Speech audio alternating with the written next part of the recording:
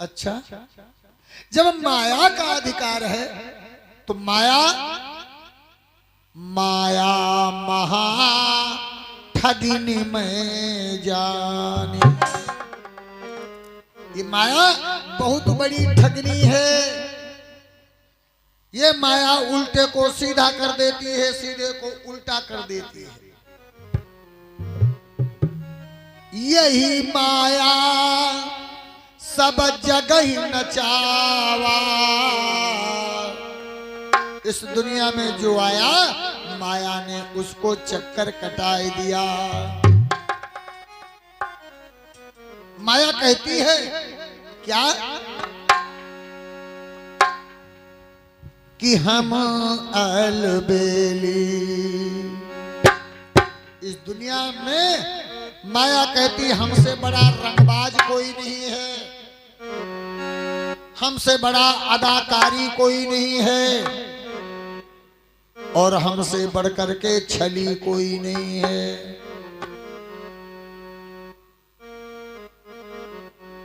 माया क्या है? भगवान की दासी है।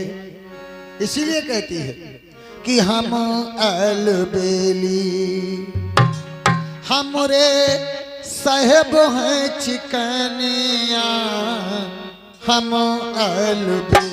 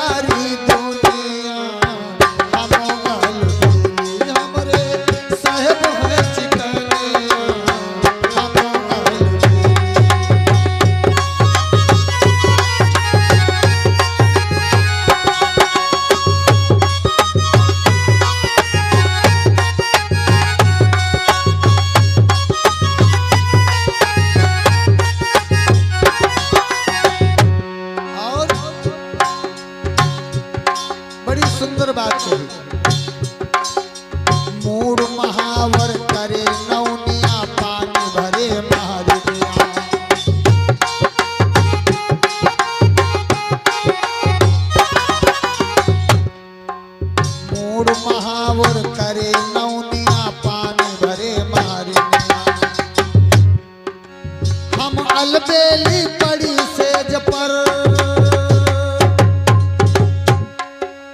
हम अलबेली पड़ी सेज पर, राजा डोलावई बेनिया। हम अलबेली हमरे साहेब हैं चिकनिया, हम अलबेली।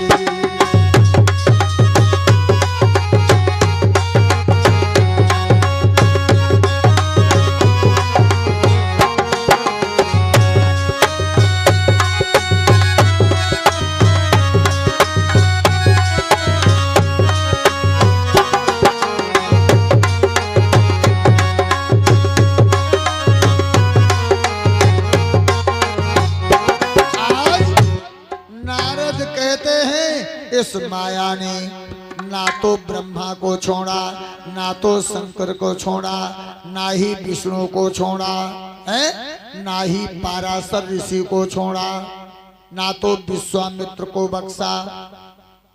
जिसने अपना सर उठाया उसके सर को ऐसा इस माया ने कुचला कि उसने जीवन भर फिर पीछे मुड़ करके नहीं देखा। अरे जिसको तुम पहला कहते हो सकता है जिसको तुम आठवां समझे बैठे हो वो माया उधर से नंबर 1 गिनना शुरू करे तो ये पहला पुत्र आठवां हो जाएगा। इसलिए अपने प्राणों की रक्षा करनी है तो देवकी का एक भी पुत्र जीवित नहीं रखना है। कंस कहने लगा हाय बाबा खूब बचाए ले, गलती तो बहुत बड़ी वही जा रही रहा है, बाद में पछताना पड़ता। नारद बोले नारायण नारायण नारायण, अरे हम तो तुम्हारे ऐसे भक्तों के लिए ही दुनिया में विचरण किया करते हैं, कहीं हमारा कोई भक्त गर्त में तो नहीं जा रहा। जाओ उस बालक को मंगाओ और मंगा करके मार दो, देवकी का एक भी बालक बचे ना। नारद नारायण करते करते चले गए। कंस ने उस प्रथम पुत्र को देवकी के मंगाया और मंगा करके पत्थर की शिला पर पटक करके मार दिया।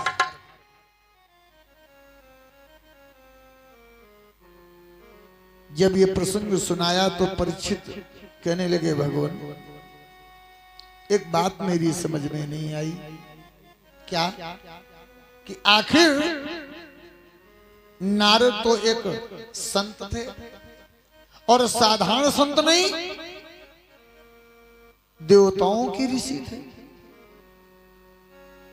देवता, दैत्य, यक्ष, किन्नर, गंधर्व, चारण ये सब उनका सम्मान करते थे।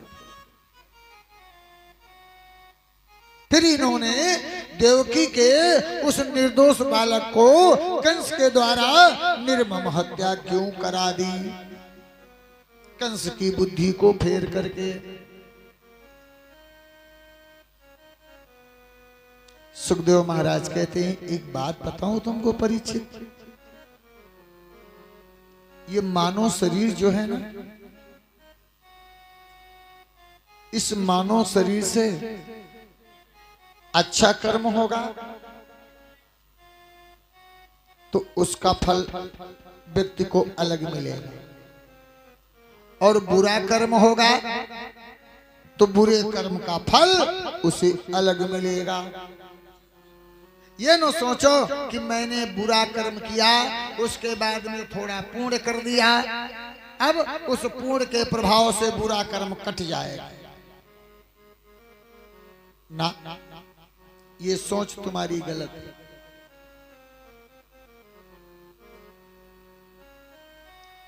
गेहूं बहुत है और मैं जहां तहां से सब छिटक दे, बताओ से समय हो तो गेहूं हो। पहले गेहूं बह जाते रहा, किनारे किनारे एक कूड़ लगाया जाते रहा, काहे? लाल वाली तिल्ली का किनारे किनारे बह ही जात रहा है। गेहूं भैया काट ले जात रहा है, अब तिल्ली तेलू देती रहा, देती रहा कि ना देती रहा। ठीक ऐसे ही तुमने जो पाप किया पाप का फल अलग मिलेगा, पुण्य किया पुण्य का फल अलग मिलेगा। काया से पातक जो होई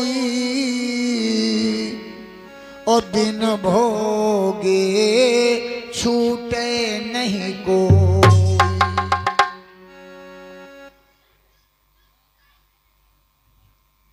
है ना? अब बहुत लोग कहते हम पाप कोई करते नहीं। जैसे दोपहर कथा के बाद एक लड़का ठाड़ रहा है यहाँ पर, एक दादाजी खड़े रहा, बातचीत होने लगी तो लड़का कहा भाई हम तो पाप करते नहीं हैं, हम अपने पाप करते नहीं, हम पाप से बहुत दूर रहे। अब वो अकेलो लड़का पर वो हम पर गए दू जने, दोनों जने आके बात कही बैठे, हम कहे पाप ना कर तब हो पाप हो। बहुत पाप ऐसे हैं जो हमारे अनजान में होते हैं। और जो हमसे तुमसे अनजान में पाप होते हैं, अनजान के पाप के लिए जो हम थोड़ा बहुत हम तुम सब जन दान पुण्य करते हैं, वो अनजान में हुए पाप उनकी इस प्रकार से निवृत्ति हो जाती है। लेकिन जो जान के पाप करे वही की दानों पुण्य से निवृत्ति ना हो। अनजान का पाप होते ना, ख्याते घाई गए, कोई गाय या बैल खाए रहो, वह के लेके डंडा झोरे लागे, हम कहीं नाय झोरे हो, कोई का कोई ऐसो गाय का बैलन का ऐसो गंदी गाली देती है कि भगवान उनकी जुबान को बरकरार रखे, नहीं तो अगले जन्म में उनकी जुबान उनको मिलेगी नहीं। गाय को ऐसी गालियां देते हैं तो बताओ, वो कुछ नहीं करते, गाली दे रहे, ये गाली पाप नहीं है?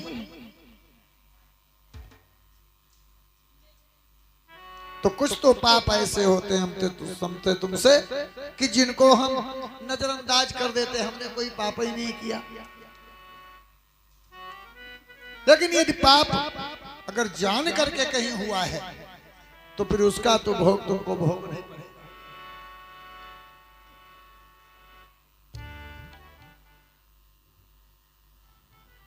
परीक्षित ने कहा, महाराज तो क्या देवकी ने भी कोई पाप किया? बोले हाँ,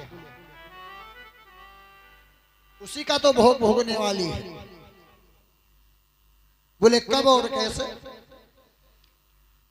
सुखदेव महाराज कहते हैं, आपने सुना होगा कश्यप ऋषि, ये ब्रह्मा जी के मानसी पुत्र, इनकी 10 पत्नियां, जिनमें दिति और अदिति ज्यादा प्रचलित। दिति से दैत्य पैदा हुए, अदिति से देवता। तो अदिति से जब इंद्र इत्यादि देवता हुए तो दिति ने सोचा, हम अपने पुत्र अपनी सौत से ज्यादा बलवान और सुंदर पुत्रों को जन्म दूंगी, तब तो हमारे पुत्रों का कुछ वर्चस्व होगा, नहीं तो हमारी सौत के पुत्र रूपवान और बलवान और हमारे पुत्र कमजोर होंगे तो हमारी सौत के पुत्र जब मन होगा पीटेंगे, मारेंगे। तो आज कश्यप ऋषि से इसी आग्रह पर संबंध बनाया, रतिदान प्राप्त किया और बहुत शक्तिशाली गर्भ दिति के उदर में पलने लगा। यह बात जब पता चली अदिति को,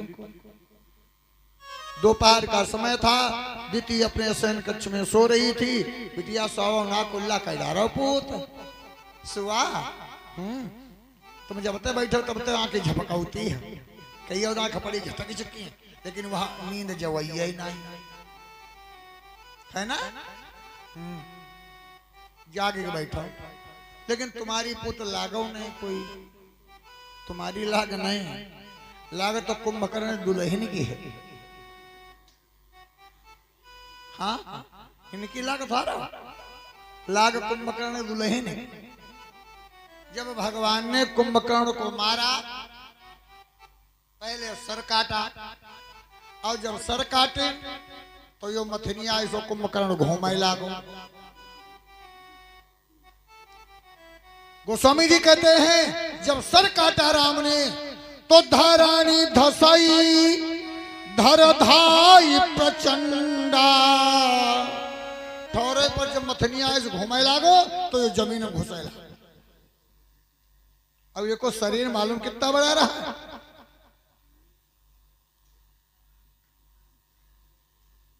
आनंद अद्भुत रामायण में दिया गया है कुंभकर्ण के शरीर का वर्णन। योजन 3 के काना, एक कान 3 योजन को, और 1 योजन होती 4 कोस, 12 कोस में 1 कान, और 22 योजन बाहु अजाना।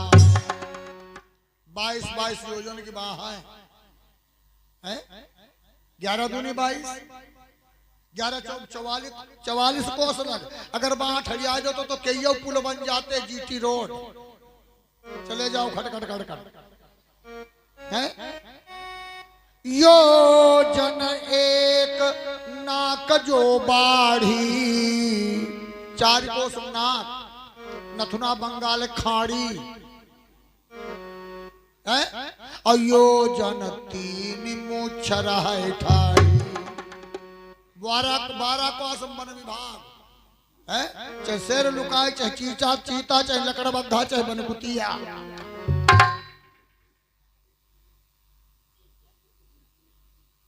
इतना नहीं, 17 योजन जांघ लंबाई और 7 योजन तनु वरण न जाई। पूरा शरीर 100 योजन का, 400 कोस का। और जब 400 कोस को शरीर, तो चौड़ाई कितनी हुई है? कम से कम 100 कोस तो हुई भी करी है। तब ये जब नाचे लगा ठौरा, भगवान सोचे अब गजब हुई गो। अगर कभी ठड़िया घुस गया जमीन में तो पाताल फट जाएगा, 7 पृथ्वी के तल फट जाएंगे और पृथ्वी से जल निकलने लगेगा तो पृथ्वी जल में डूब जाएगी, फिर प्रलय हो जाएगा। भगवान राम निकारिन दूसर बाण, धरनी दसई धर धाई प्रचंडा, और तब प्रभु कार्तिकी हुई।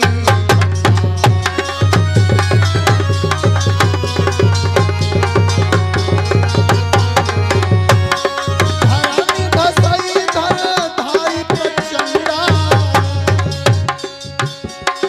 धरनी दसई धर धाई प्रचंडा, तब प्रभु कार्तिकी हुई।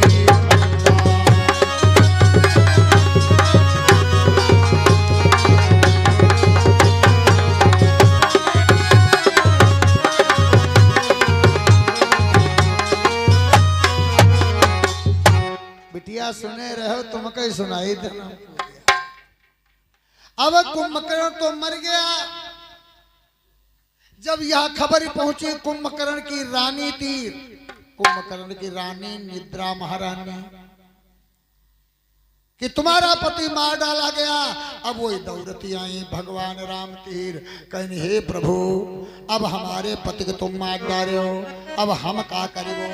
ऐस करो, 1 बाण हमारे पति के मारे हो, 2 और 2 बाण मार हमारे पति के मारे हो, तो 1 बाण हमारे हो कि देव। जहां हमारा मन ही गवा वहीं हम कऊ पहुंचाई देव। भगवान बोले देखियो, देखो हम तुम्हारे ऊपर अस्त्र नहीं चला सकते। अरे निद्रा बोली, प्रभु मैंने आज तक पर पुरुष की ओर नजर नहीं डाली। मैं अपने पति कुंभकर्ण को ही ब्रह्मा, कुंभकर्ण को ही महेश और कुंभकर्ण को ही विष्णु मान करके उनकी पूजा करती रही। आपके हाथों मृत्यु को प्राप्त हुए, सीधे स्वर्ग वैकुंठ पहुंचे हैं। तो मेरे पति की जब गति कर दी, और वेद ऐसा कहते हैं कि जो पत्नी अपने पति को परमेश्वर मान करके उसकी पूजा अर्चना सेवा में रत रहती है, पति की सेवा के कारण उसको सदगति प्राप्त होती है। तो फिर हमारी गति कह दो। भगवान बोले ये हमसे नहीं, या तो तुम हो कोई यति करी होती हो तो सोपना की तरह तुम्हारी गति कह देते ना। निद्रा बोली तो हमारा कल्याण कैसे होगा? फिर भगवान कहे लगे एक उपाय है। कहीं जहां हमारी कथा होती हो हुआ तुम आए, अब पंडाल में घूमे लागे हो,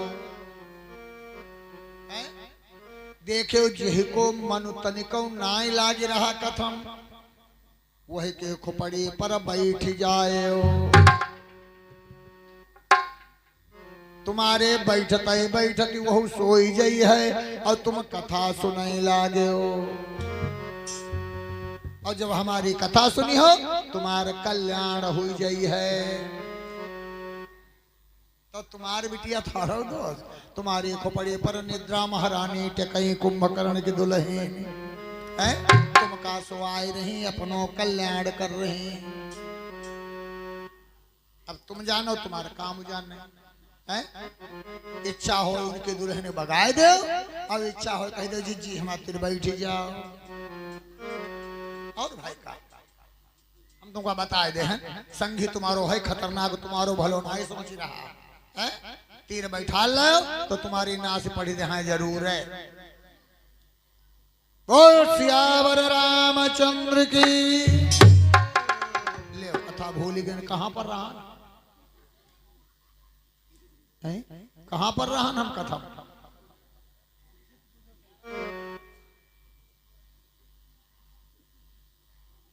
कहों पर हाथ लो।